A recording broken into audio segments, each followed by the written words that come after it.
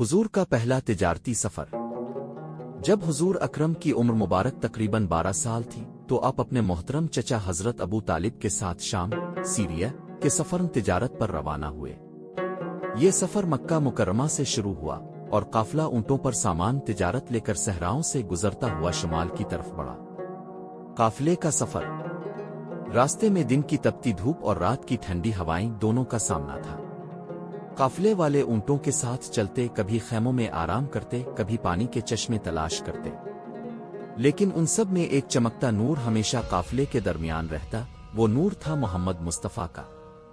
جہاں آپ چلتے وہاں بادل سایہ کیے رہتا، سورج کی تپش اب پر اثر نہ کرتی۔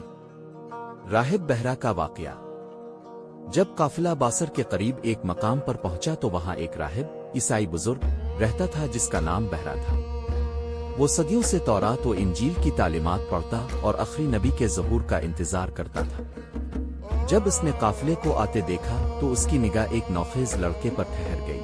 اب بہرا نے دیکھا کہ جہاں وہ لڑکا چلتا ہے وہاں درخت جھک جاتے ہیں، بادل سایہ کرتا ہے اور اس کے چہرے پر وہ نور ہے جو عام انسان میں نہیں۔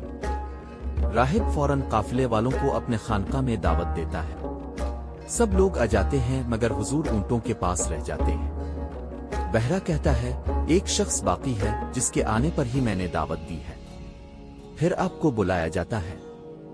راہب کی شناخت۔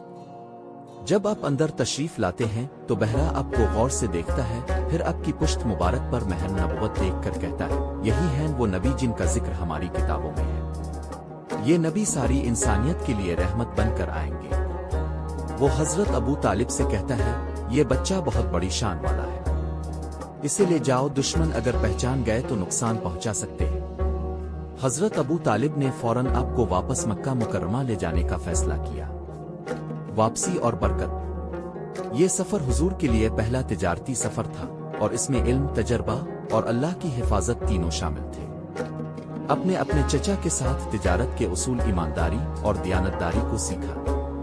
یہی صفات آگے چل کر آپ کی تجارت میں خجہ میں کامیابی کا سبب بنے۔ سبق۔ یہ واقعہ ہمیں سکھاتا ہے کہ ایمانداری اور دیانت ہر سفر میں کامیابی کی کنجی ہے۔ اللہ اپنے خاص بندوں کی ہر قدم پر حفاظت فرماتا ہے۔ علم، ادب اور سچائی ہمیشہ عزت کا باعث بنتی ہے۔